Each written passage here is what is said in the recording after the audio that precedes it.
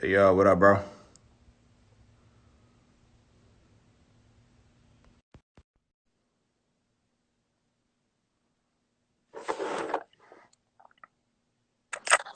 What's up, bro? Munch, what's going on, bro? Trying to make sure this man stay up. How you? I'm good, man. I'm good, man. Just you know what I'm saying? Getting the day going, you know how that goes. Yeah, I feel you. Me too. Yeah. Yo, what's the workflow been like for you with being at the crib now? Well, we just had conference calls all day, figuring out strategic things to do social media wise and all that. But work been Okay.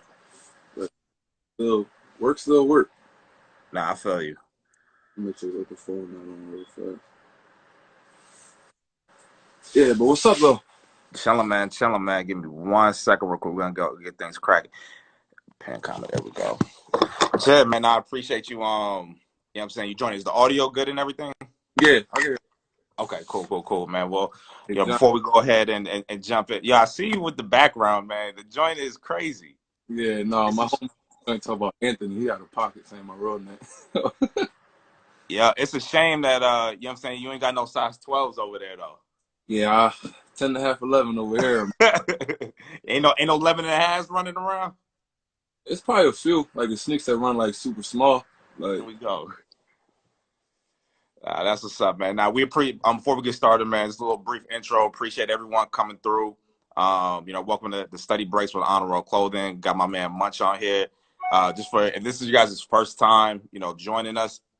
Study breaks is something that we do once a week where we connect with, friends from the industry or friends of friends that we've met along the way, and just kind of give space to both talk about things that are going on, in the culture, in each other's worlds, and then also being able to just kind of get some insight on like what on I guess like what I would say like the B side is behind some of these amazing creative people that we may not know exactly who they are, but we see they work all the time.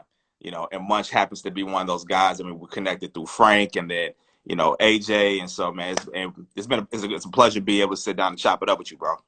appreciate it, man. Appreciate it for real. Yeah, no doubt, man. So let's go ahead and get into it. Just kind of let everyone know. We'll spend probably the first like 30, 40 minutes, just kind of back and forth conversation between me and Munch. If at any point anyone has any questions, feel free at any time to drop them in the comment section, and we'll be sure to circle back around like a little bit towards the end for like the last 15, 20 minutes and answer everyone's questions. All right, that works. I'm fine with Bet. that. Cool, man. So, before we get on, let's go ahead and jump in. Like, what? So, just kind of for anyone who doesn't know who you are, like, give us some background information about you, man. Who's Munch, man? Where you from? I'm just Anthony Steele from Philadelphia. No, hold on. I got my braces in, so I'm gonna be slurring a little bit. But no, I'm Anthony Steele. Everybody call me Munch. Born and lived in numerous cities, different states, and all that. I lived in Cleveland for 5 years. Lived in Texas for a year and a half. Spent a little bit of time in Chicago. Spent a little bit of time in Detroit with my previous employer as well. Um, Currently, everybody know my location on my Pixby mom's house, so no disrespect, but New York. That's how I'm just gonna say that. Um, and yeah, born and raised Philly.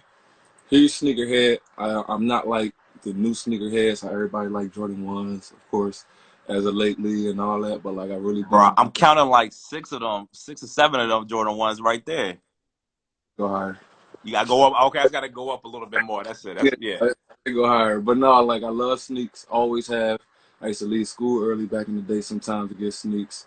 I used to pressure my mom back in the day to buy me all the sneaks or whatever she can do at the time. Um, Still, I used to take like my stepfather's sneaks. Like he always had like the fresh sneaks. So I remember when I grew to his size, I'm like, man, shit, he got all these sneaks. He don't need these. I'm gonna start taking them. Um, what else? Like father of three. I got two daughters and a son.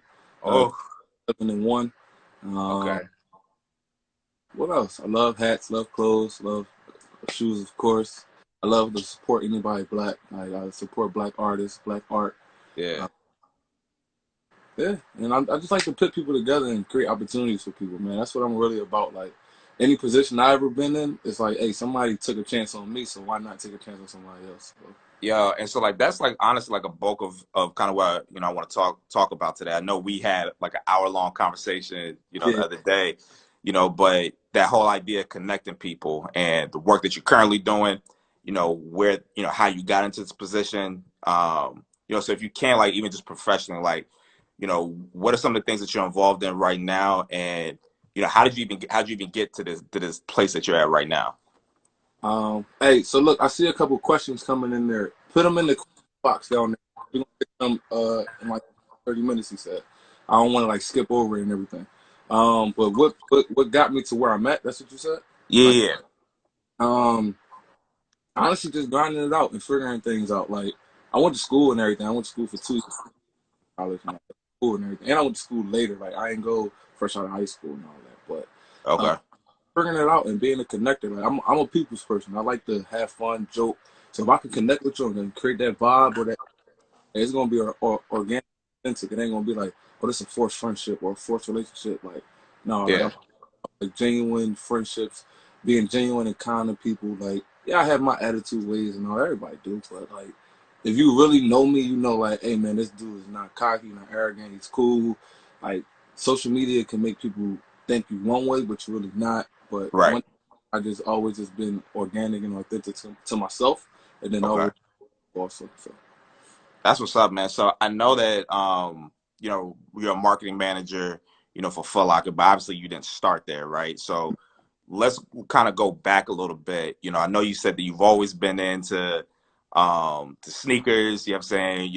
You've always been into fashion and want to connect people. Like, where does all that come from? so it's just my upbringing. Like I grew up Okay. with my mom, my sister. Um, how I got started in the industry, like I used to work at Modell's back in the day in King of Prussia Mall, right outside of Philly. We say that's Philly, but right outside of Philly. Um, Okay. Earnest Kids before, then I transitioned from both of those into my previous employer, Villa, and I was there for 10.5 years. Held numerous different positions at all three jobs I just said. Mm, Um, Stock, the sales, the cashier, the manager, and trainer, assistant manager, market trainer. And I was blessed with the opportunity to move around and meet different people. So, like I said, I moved to Cleveland in '09. I spent 5 years there. Um, and then I ended up moving down to Texas. They came with the opportunity like, hey, we want you to go to Texas. yeah. I ain't gonna lie though. At first with Cleveland and Texas, I'm like, nah, I'm not going. Neither one. Like, Yeah, those ain't as sexy as Miami or LA or New York or Atlanta. not at all. Like with the Cleveland part, I'm like, ain't nothing. At that time, Brian was there. I'm like, man, all they got is Brian. But Like, that was pretty much it though. yeah, I'm like, what I'm gonna go there? But I'm not gonna lie, man. Cleveland is a slept-on city. A lot of good people there, a lot of good energy and good vibes there. That's my second home. I go to Cleveland all the time. Granted, my last Word. Cleveland, but yeah, like yeah, Sax. I love Cleveland. I'm always out there. But then I spent some time in Texas as well. So in Okay. Cleveland, store manager, assistant manager, um, market trainer, DM in training. A lot of positions, but around like 2014 into 2013, that's when me and my mentor we start, conversating about possibly transitioning from the store operation side onto the marketing side, and Yeah. numerous conversations, numerous trips, and all that. I ended up making a move and uh, branching off into the marketing lens, the marketing field. Became a marketing rep down in Texas. So um, What's a marketing rep? Like, for those who don't know, like, what exactly does a marketing rep do? yeah, so with that position, I had to like obviously connect with people and everything. So the reason like the position even came to like I guess my table or my plate, it was like, hey man, like you went to Cleveland. When I moved to Cleveland, I was 20. Like Mm, literally first night there, I remember my cousin lived, cousin Keith, and then I met this dude, my homie dude, but at that time he was this dude. I met my homie Leon the first night. He knew my cousin. Um, had to like text the promoters and all that. Like my homie Kelton, I'm like, hey, I'm at the door, come get me. Security not letting me in. I was, but like they just had to come get me from the door. Um, but what's a marketing rep? It's like more so somebody that's like connecting the organization to movers and in the field, and also like the people that's actually making things happen, curating different events. mm. Not Corona, sorry, that's just a hard. That it ain't Curating dry enough. That wasn't dry. That was a regular cough. It came from here. Um, Connecting people, creating events. I had a social media account down there that I ran for the organization. Um, the main thing was connecting though, like Yeah. organic connections. Not like I said, forced connections. They're gonna be forced connections. If you connect organically, it's gonna be like, all right, this person is genuine, kind, and whatever it's gonna be. So How do you like for people like so like that's something that I know me and Frank talked about, me and AJ talked about, and we talked about a long time on the phone the other day. You know, when people are talking about this connecting with one another and the difference between being organic and then also like it kind of being fugazi, like for you, like how are you able to even sift through like if something is genuine? Because I mean, we're in business, right? So I mean, there's the need to want to connect with certain people for the purpose of being able to generate some kind of product or some kind of revenue, right? For so you, what's that balance like? pretty much you could tell off top, like granted, I'm in the sneaker industry, so and I love Yeah, sneakers. I already know, and they see different people shout me out like, oh, Munch looked out with these, Munch found these, Munch found that. Off top, I know off top, hey man, this is gonna be a forced relationship, forced friendship, or whatever, or somebody just want to connect with me just to get a shoe or yeah, be around who I could be around and all that. So I could identify the force or the fake right off the bat, like yeah. my in the comments, no forced friendships. Like I could tell when it's forced or not organic and all that. So just identifying that from the beginning, like straight up front, and just being up front with people. Like, hey, look, man, This is if what it is. like I'm not when people hit me on my DM or whatever and text message like, hey man, can you find these or can you help me find this? I tell them like, hey man, look, it's not my job to help you find a shoe, but if I Yeah, can, or I send them a link to something or here, go here, the price kind of crazy. I'm like, I paid that. A lot of people don't believe I pay extra for sneakers sometimes, but I do. yeah. For the joints that you need. Yeah.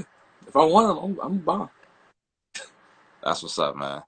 That's what's up. So you were talking about being in Texas, Cleveland. Mm-hmm. Um, Obviously not being initial desired place, but then this became a place that you grew to love. I know a lot of times, especially like when people are early in their careers, um, it's hard to kind of get outside of their comfort zone, right? So for you, like, what were some of the things that pushed you over the ledge? Say, you know what, I'm willing to make a gamble to leave Philly and go to Cleveland, and then after being in Cleveland, saying like, you know what, I'll roll the dice and go to Texas. Honestly, like it's just I just never been afraid to fail. Like if I feel like any opportunity gonna come with a failure or a win. And I look at it like shit, if I fail, all right, cool, it's a learning experience for me. If I Yeah. win, it's for me. So I'm not gonna lie, in May of 2009, when the conversation first came up about going to Cleveland, I turned it down. I'm like, nah, I'm not going there. Like Cleveland, no, I'm good. Hmm. This summer and everything, we kept talking about it. And then I ended up, signing on and taking in September '09 and moving October '09. But yeah, like I'm not afraid to lose or take an L or something because you could really learn from every experience. Yeah. Then as far as like the Texas situation, I had already took that leap at 20 and went to Cleveland. So now Mm. at 25, I'm like, when the conversation first started, I'm like, So you got off the porch early. yeah, I could do this. And I'm not gonna lie, like I didn't go away to school. I had my first child at 18, so I looked at it like, Mm. hey, this is my college. Like I'm going away. Yeah. My college. I get away from Philly. I get to get away from my homies and friends that's doing the knucklehead stuff and just connect with them or get them a different experience. Like, hey, come out here, yo. Like, I remember when I first went to Cleveland and Texas. Hey, y'all, come out here, man. It's popping. Yeah. Yeah. Like, this where it's at. And they're like, nah, bro. I'm like, no, pull up. And then they came and they seen it. And then some of the homies, they was out there 2-3 months straight. I'm like, hey, man, y'all wilding, but all right, let's have a ball. Yeah. Yeah. That's what's up, man. So what was the transition for you to? Because I know like a lot like people don't necessarily know what these jobs are that are out there, right? So you think about going back to high school. Yeah. I know my counselor wasn't talking about no marketing manager. Like I know like they wasn't that this space, this creative space and this creative industry, that wasn't something that was being communicated to, at least to, I think, to people like us, right?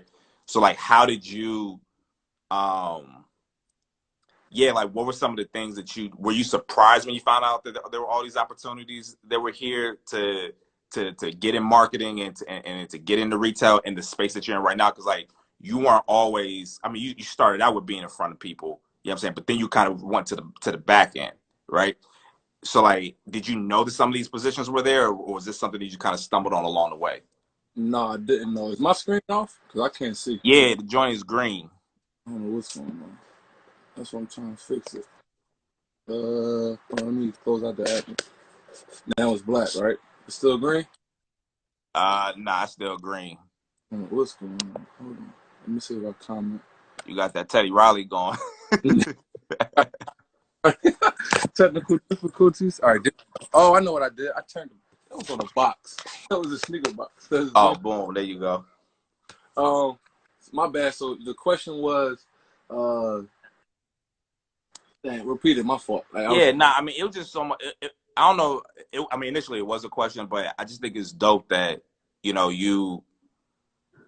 the place that you're in right now, like these aren't, you know, positions that we were necessarily exposed to in high school. You know what I'm saying? Like we weren't told about, you know, what the possibilities of being a buyer or being a marketing manager or anything within this creative space. You know what I'm saying? And it's not to shun any other industry, but the fact that, you know, you didn't go to college, you know what I'm saying, or you went to college for a couple of years, you know what I'm saying? You start like you really came up through the retail ranks. You know what I mean? And the fact that you've been able to navigate through all of this, I just think it's dope, and it says a lot about your character. You know what I'm saying? And your willingness to adapt to change and be persistent, man. And so yeah, it was less of a comment, but if you want to touch on that some more, please do. Yeah, so I would say, I don't know why this stuff not loading. For me, like in school, no, it wasn't no school counselors or teachers Yeah. talking about. Did you have any big homies that was pointing you in that direction? I'm gonna be honest, man. Everything with me, like, you know how people start grinding some muscle when I got it. Yeah, got it from the curb. Years, and this is on my kids, my grandma, everybody. I never in a million years would have thought I'd be doing marketing. I would have lived in Cleveland. I would have lived in Texas, living in New York. None of that. Yeah. I'm from where, you know, rap about it, or you don't know if you're gonna make it at this age or whatever. But I grinded it out. I figured it out. I challenged my team, my managers, my superiors every day. Like, hey, teach me what you know. Like, found a mentor, 2 mentors, 3 mentors at the time. Like, hey, teach me everything you know. Like, so I just tried to figure it out. Like, I didn't go to school for marketing. I didn't know marketing. I knew I liked sneaks, so I knew I'd be working in the retail fashion industry. I knew that. Yeah. And then like one of the things that I like is like, this is like, to me at first it was just like people used to say, oh, it's an after school job. School job. Get your little 18, 25 hours a week in. No, get your little commission check, whatever. Yeah. After school job into a full career and running with it. Like, so that's how I look at it.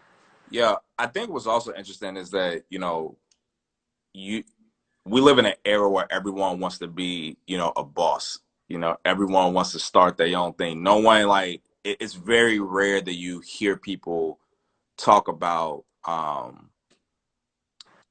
and even to some degree even glorify like the value, the beauty of being able to actually work for a corporation.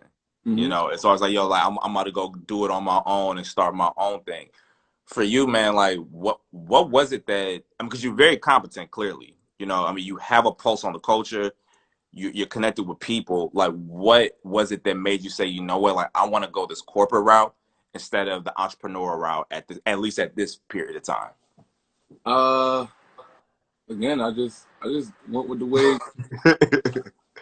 That surfboard keep going, man. I'm not even gonna lie. Like, I never listen. When I was working in Texas as a marketing rep, I wasn't in the corporate office in Philadelphia. Then when I got, we want to, you know, promote you to this position, marketing manager.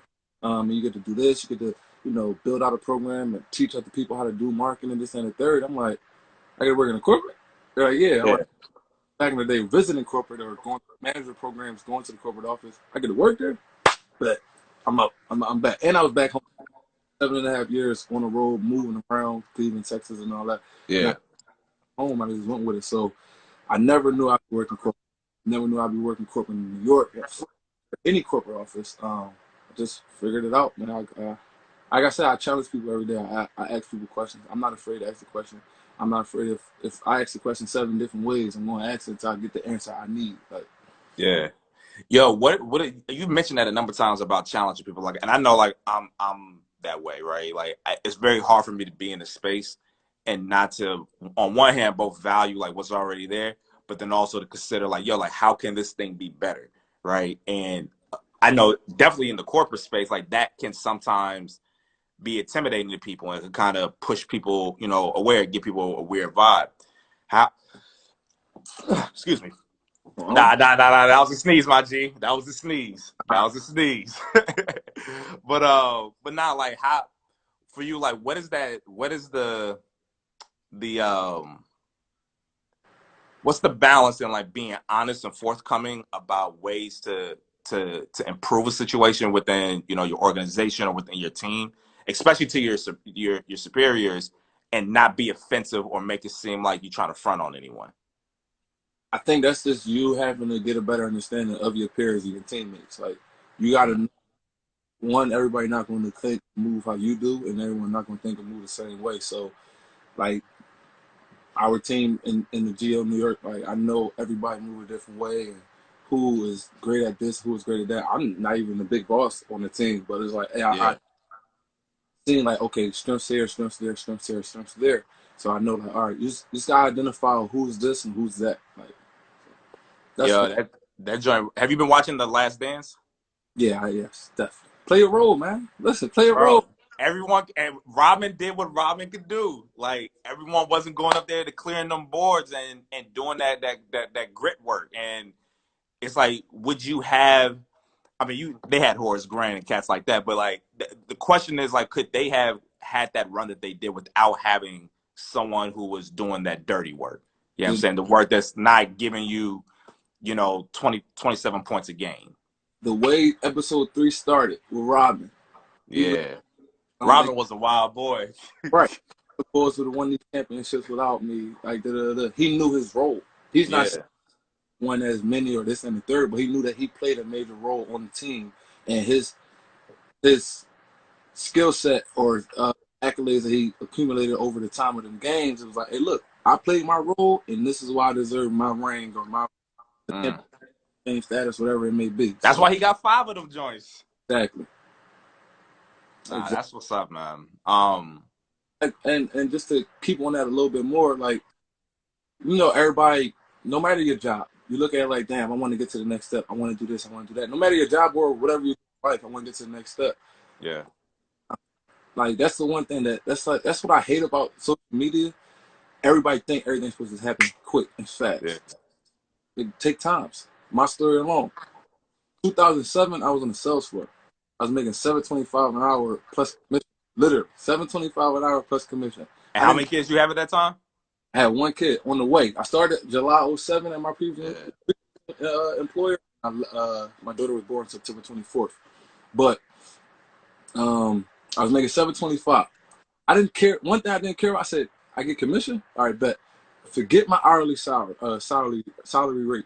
I'm gonna get my commission more because the balance and all that. Like, if you get more commission, you don't worry about the hourly. Yeah. But over that time, I did different positions, different roles, different hurdles, this and the third. And now look, I'm marketing in New York for Foot Locker. I'm like, hey, the hell, like, I never would Yeah. have happened, man. I swear. You look up and it's like, yo, like it's wild to see like how much you've progressed, over the years, and like I said, what started out at 725 in commission, like has now actually what started out as a hobby. You know what I'm saying? It's just something that was a personal interest. And like I said, like the after school jobs, like now look what this has turned into. Right, And right. and yo, like so like that speaks a lot to like one of the just like the ethos of honor roll. So, you know, quick backstory, the brand itself came from the fact that, I was never on the honor roll before. I was pretty active outside. We talked about that a little bit. And a lot of the values and principles that I learned, growing up about having integrity, being disciplined, having a strong work ethic, like I learned all that stuff outside the classroom. Come to find out, the same kids that were making, highly academically, you know, like they had those same character traits, right? And then so like it just started making sense to me. Like, yo, like if I apply all these things that I've learned, you know, throughout, you know, my life about being diligent, about having integrity, about having a strong work ethic, persevering, there's pretty much gonna not be anything that I won't be able to accomplish. You know what I'm saying? And so like hence the idea of being, you know, the name honor roll. And so like we talk a lot about the notion of the process, about excellence being a process. And it's never as much about like the actual goal that you accomplish. Like that's important. Like the trophies are important. You know what I'm saying? But what is more important is the person that you become throughout that process. Yeah. You know, because that's gonna be the stuff that transfers from, you know, whatever project you're working on right now at 30 to who you're gonna be at 40. Yeah, I mean, like that character development. You know what I mean? And so, you know, I want to kind of, bring it back to you and just that whole process that you were talking about. Like, man, like if the last, I would say, like, I guess like 10 years, like this is what your process has looked like, right? You know, what does pursuing excellence for you look like moving in? It's definitely in this COVID-19 scenario, but I would also say like within like the next 5 years, like what are some things that you're shooting for and wanting to accomplish? With me, just to continue to develop and mold different people around me, whether I'm the superior. I don't care about titles and all that. I don't care about, oh, this report to me or this. I don't care about that. I just want to Yeah. help people get to the next step and learn from people. So for me, like my 10-year span was Cleveland to now, technically. Yeah. So you just warming up right now. That was Yeah. the pregame. You just warming up. Yeah, this is probably first quarter. First quarter ending right now. No, let me try. Okay. But just continue to mold and develop and coach and do whatever I can to help people get to the next step or just get by whatever they're going through and all that. People know, like, you can call, vent to me. I'm going to listen. I ain't going to judge. I'm going to give you real feedback. Like, Yeah. but I'm going to put a little sprinkle on there to have some laughter in there. I'm going to have a little joke or whatever. Soften it up a little bit.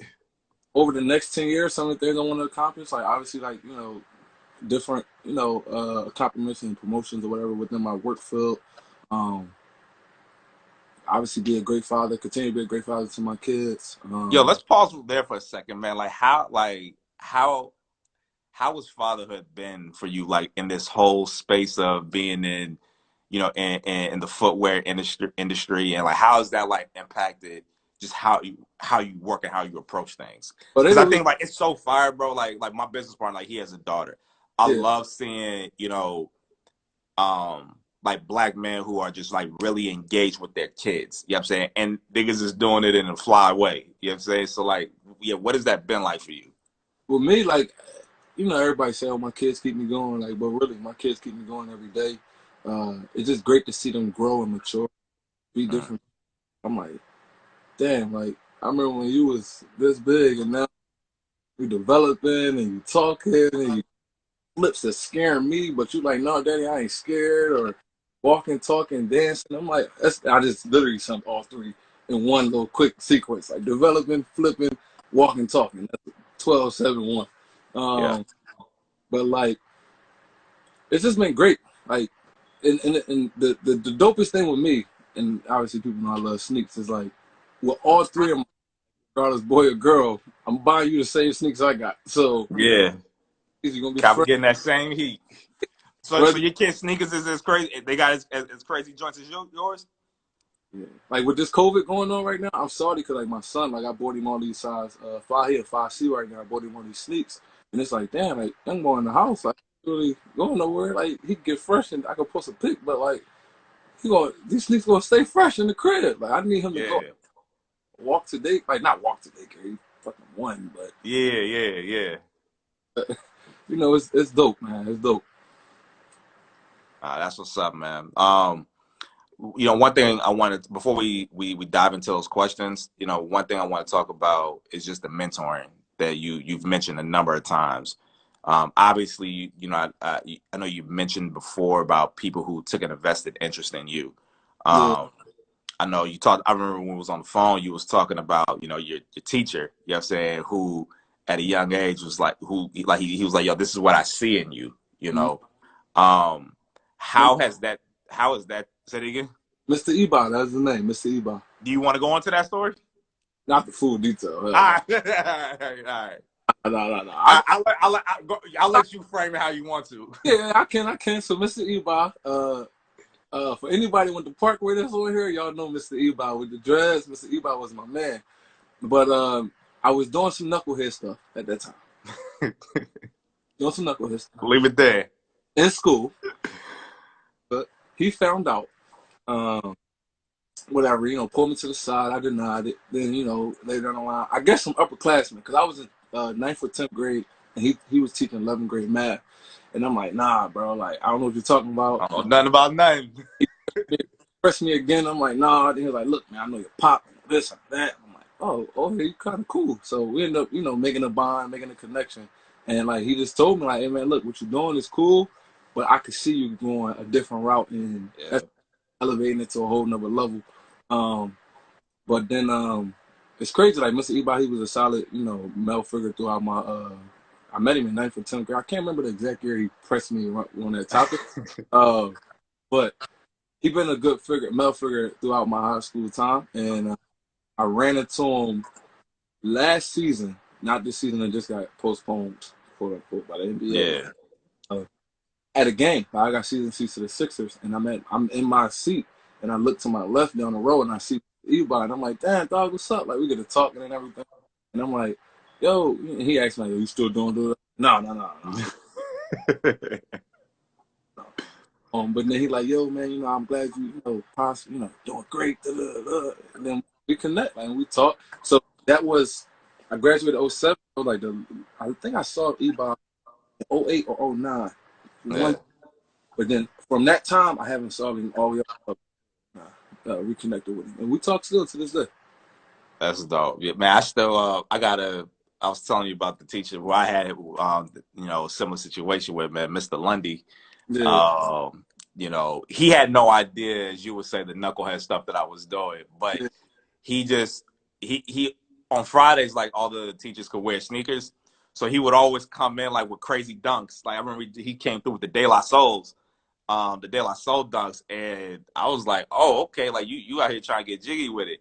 And we just started talking like during periods, and he would invite me to come, after school to just kind of do some work.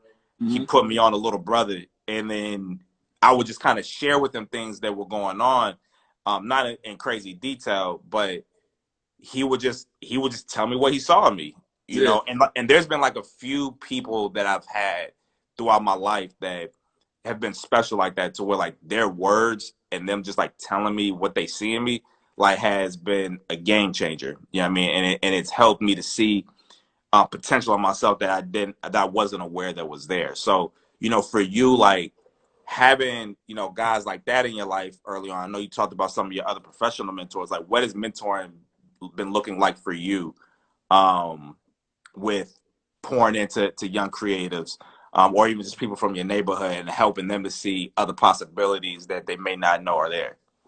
I think I asked that style question. Yeah, somebody did, but I love just, I don't like to say younger youth, but the younger generation.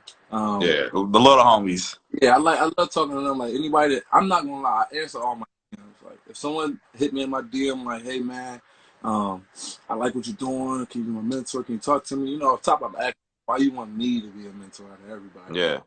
Yeah, well, but then, like, after numerous conversations and stuff, like, I could, drop some good gems, or I can learn from them. You can learn from everybody. Like, yeah, homeless, I'm talking to them. I'm not close, but I'm talking to them. Yeah. Literally, like, I just talk to people. So mentorship, it played a major role in my life. So me just helping or passing, I guess, knowledge I have gained over the years over to the next person.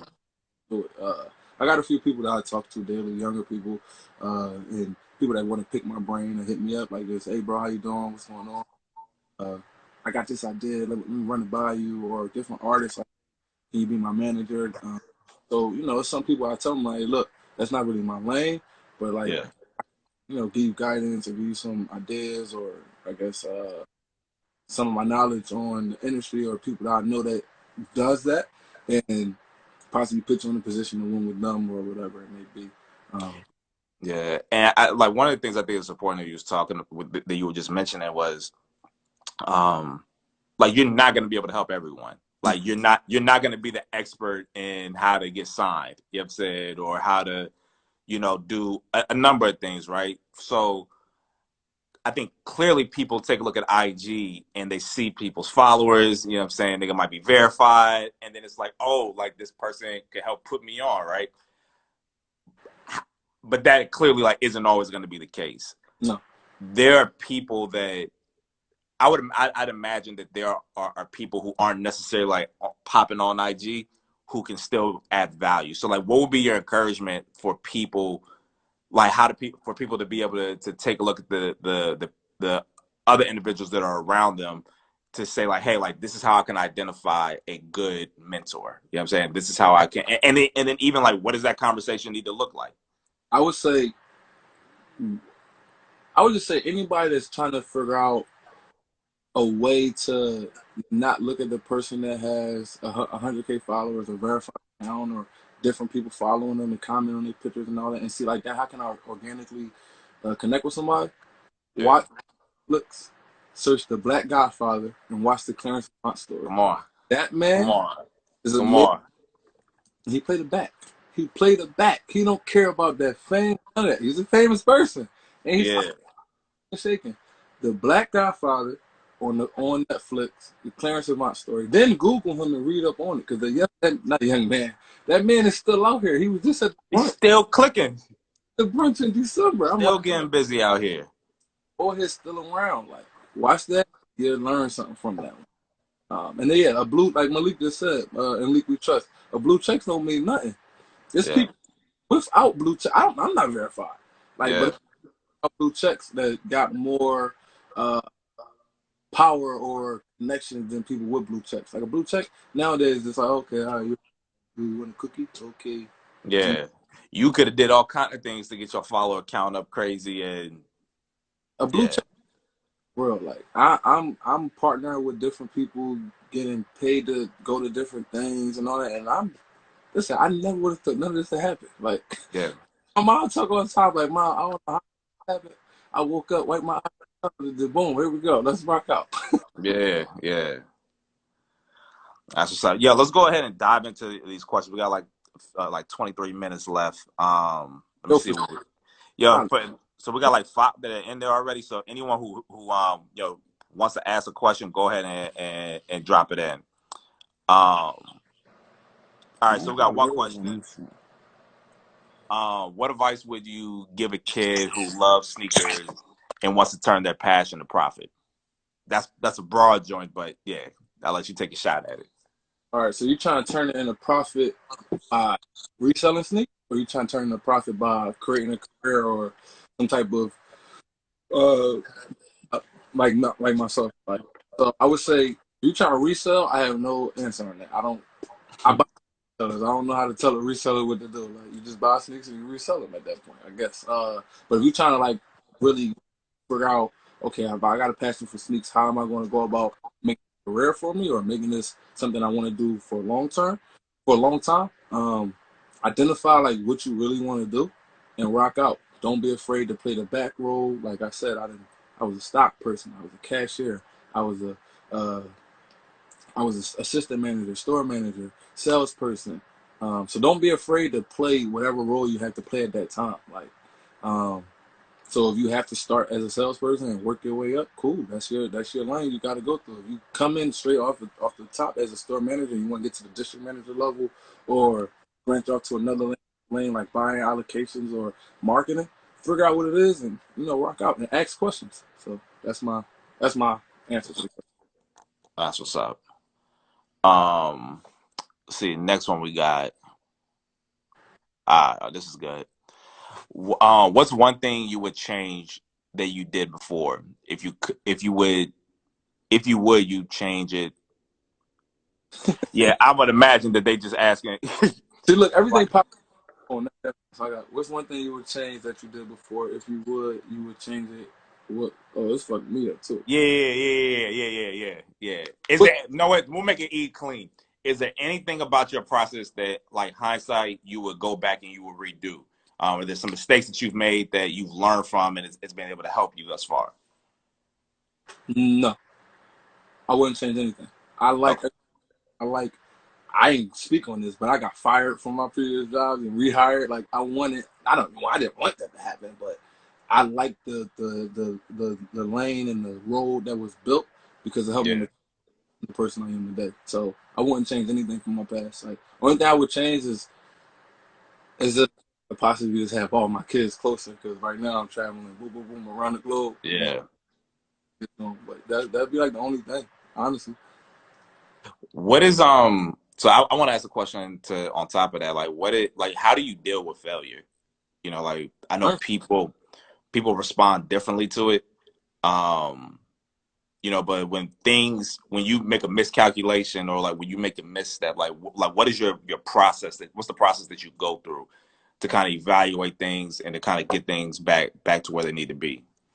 So if anyone really know me, like even if like an event or something was a crazy win, like I was like, nah, I could have did this better, I could have did that better. I'm giving myself constructive criticism. I'm Hmm. my boss, whoever, like, hey, no, like, give me real. Like, I know you're saying this was great, but like, how you feel about this? Like, I think this could have been better. Like, what you think? And they're like, nah, man, you thinking too deep into it. I'm like, no, I think this could have been different. Like, I don't care if I throw an event and 2 people come versus 500 people come. From the 500 event to the 2 people, I'm gonna dissect that and be like, damn, what can I have done better? Um, so yeah, how do I learn from failure? I just challenge myself and I write it down. The thing about me, I like to was in my notes on or in my crib. I try to figure thing out. Like, Mm. damn, this or I make check off boxes. But Do you journal a lot? yeah, I'm actually trying to write a book right now. Not because of Oh, course. word. Yeah, I'm actually trying to write a book right now. What can you kind of give like some backdrop on like what the synopsis of that book would be? Everything, just me. Period. Like, I know I get up on my born life, but it's me. I want to write a book on me and how like the young kid from Philly was able to like prosper and put people on, create different opportunities for people. Like I tell you, my main thing is putting people on. Like any opportunity I got where I could create opportunity for the next person, whether it's white, black, Asian, whatever the ethnicity is, I'm going to Yeah. make. Yeah, I think, man, you've mentioned this a number of times, and you know we've talked about it in like some sub questions, but you know, just like I think one of the things that I've enjoyed about getting to know you and just the conversations that we've been having is like this genuine willingness to want to help people. Mm-hmm. I think that I know you've definitely experienced it within this industry. You know, a lot of times people think that their success has to come at someone else's failure. Right. Um, or helping someone is going to be at the detriment, you know what I mean, of them doing the things that they got to do. And for you, it just seems like, no, like your business is first and foremost, like trying to help people, right? And trying to care for people. And that's intertwined in just how you go about, you know what I'm saying, the work that you do and the things that you're aspiring to do. And I think that for, everyone who's listening, man, like that's a huge thing to take a look at because the industry that we're in, everyone isn't like that. No. With that, Everyone isn't like that in this world. yeah. You With that know? being said, like you're going to run into people. Like you ask a question, you're going to run into people that don't want to give you Yeah, answers that you're looking for because they look at it like, oh, you're a threat. You may be trying to take my position or get to the next step, and like, oh, I'm trying to get to the next step. So don't take that as like, oh, the hell, this person hating. No, just take it as, all right, I can't get it from you. I'm gonna figure it out a different way. Like, just figure it out, or just ask a question a different way. Like I said, I'm not afraid to ask a question 7 different ways until I figure it out. If I ask you something Tuesday and I didn't get it, Thursday I may ask you a different way. Then yeah, Saturday different way. And Monday I may ask you a different way. Like, but I'm gonna figure it out. yeah. It's that posture of humility, man. Like of not being afraid to ask questions. Like and again, going back to the whole social media thing, like everyone wants to posture themselves to be an expert, but like you have to ask questions. Like there has to be the space of humility that I think that you talked a lot about with one being able to submit yourself under other people's authority, being willing to ask people questions, like not um, presenting yourself as a person who knows it all, being confident in who you are and what it is that you bring to the table, but then also realizing that there's so much more for you to be able to gain and grow in, man. So I mean, that's fire, bro. Piece of advice. regardless of what you're going on, interview, you presenting to your colleagues, your superiors, big bosses, or whatever. When you speak with confidence and own that room. I don't Yeah. covered in tattoos. I wear hoodies to work. I wear hoodies my entire career. This is how I am. This is how I dress. So people want to judge me off top. Like, not saying that's happening in my current work field, but I'm saying that happens in the world. But I own the room when I talk. I own the room when I'm speaking. Like, you gonna listen. Like, I'm gonna speak. Like, hey, look, this happening. And some days I may have my sluggish days and all that. Everybody does. Yeah. I ain't got that. Nah, that's what's up, man. All right, let's get back to these questions. Let me see. What are 3 words of advice you would give the culture on achieving a career? I don't think I had 3 words of advice. I got some quotes. I ain't got Okay. 3 words. Number one, influence the influence first. Everybody's influence within themselves. Like, I my video, I feel like I sound like That sounds so cute, man. for real. Like, you are influence. You influence. The word came like the word been around, but it just like took off over the last 5 6 years. But like, um, you you are adding value to someone with whatever you know. And then another one, chances make champions. That's a quote I live by like forever. And with that being said, what I mean by that is like someone took a chance on me years ago and promoted me to assistant manager, store manager, third key holder, all those positions. It's like, hey man, you took a chance on me, I'm gonna take a chance on you. So chances make champions. Um, and my last one is neither success nor failure is ever final. Um, Mm. that's just saying, like, just think about all these things hit rock bottom, but think about all Yeah. the people that have failed. The movie, what's the movie with Martin? I mean, I'm sorry, Will Smith. Uh, Pursuit of Happiness. man, that man was struggling, this, that, and the third, trying to figure it Yeah, out. Like, boom, got the position. He like, neither success nor failure is ever final. Like, bro. no, Like I remember watching some interviews from Jeff Staple, like when we first started the brand, and yeah, like hearing like how many times he almost went out of business and how long he had his brand for like 10 years yeah, before the whole pigeon dunk. You know what I'm saying? And having to go through, having to, lay off staff, thinking about shutting down his storefront, you know what I mean? And it's like, yo, like you keep pressing in. It's like, yo, eventually that joint is gonna crack. You know what I mean? If well, and obviously like enriching your skills and being able to tell like, yo, like this isn't working. I need to try something else. Like that the gift of being able to pivot, when need be. But yeah, man, that consistency is important, man. yeah. So I hope the person I told you I ain't had no words. I had quotes. Hope that answered your question. I don't know who. Yeah, there was this doc that came out by R&I Creative called Influencers: How Trends and Creativity Become Contagious. Yeah, It came out back in like 2013. I would highly recommend anyone who like we use the term influencers, a ton of times here.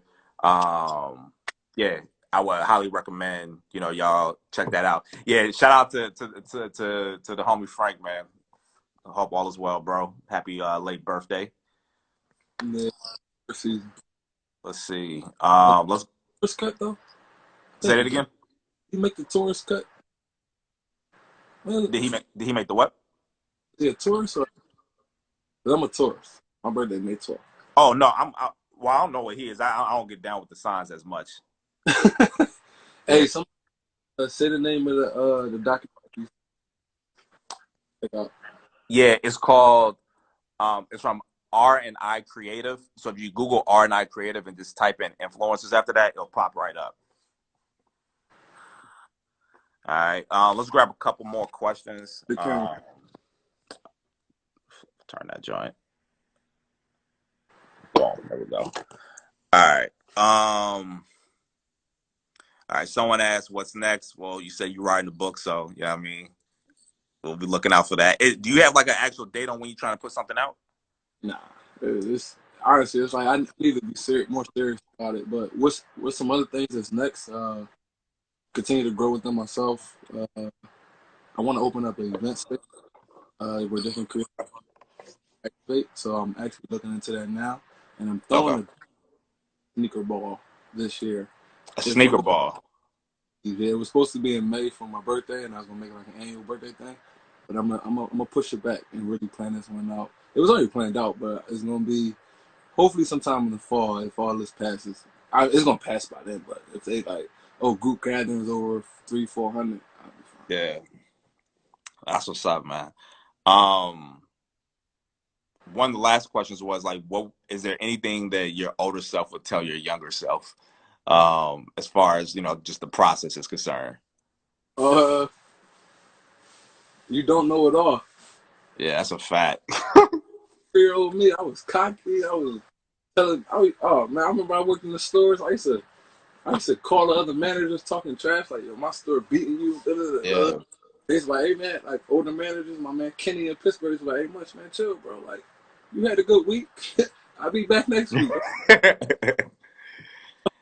Just that hustle mentality and then like the Kobe Mamba mentality. I was like, nah, I'm gonna be better than everybody. Da, da, da, da. Yeah. So tell myself, fix yourself, man. Oh, Yeah. I know I would tell my younger self the importance of like a work-life balance. Um, like when and a lot of this had to do with just how I grew up. Like you said, like that hustle mentality and never wanting to be without.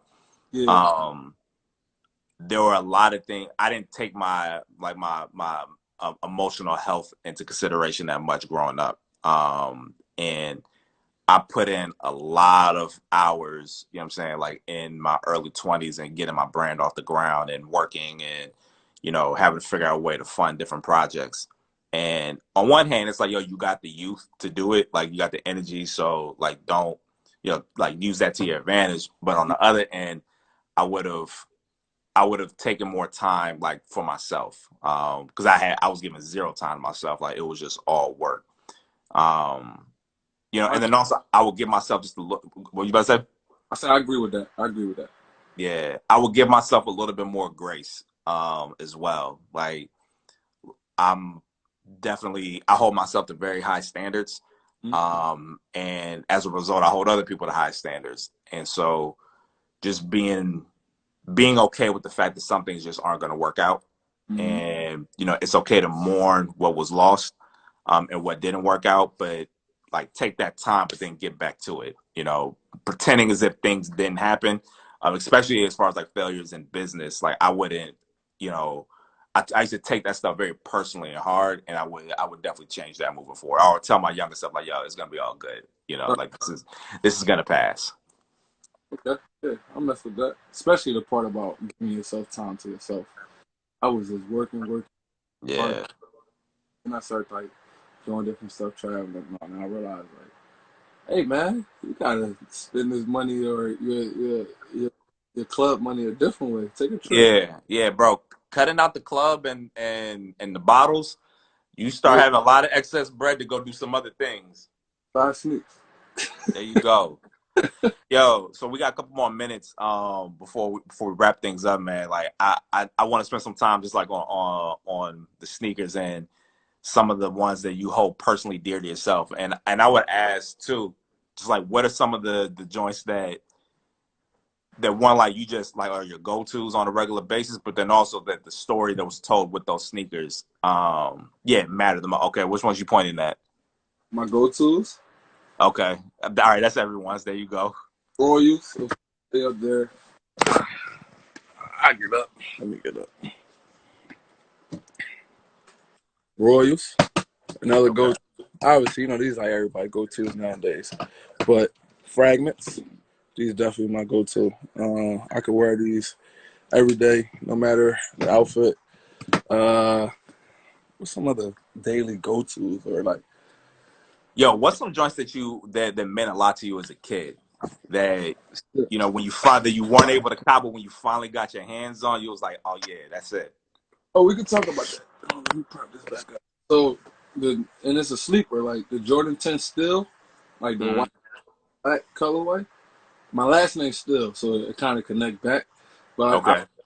do from the day I saw it. So I remember like asking my mom to get it for me. I think she did tell me no He made me do the company I worked for, Steele, that they had at the time, 2 for 89. You gotta go on. Yeah.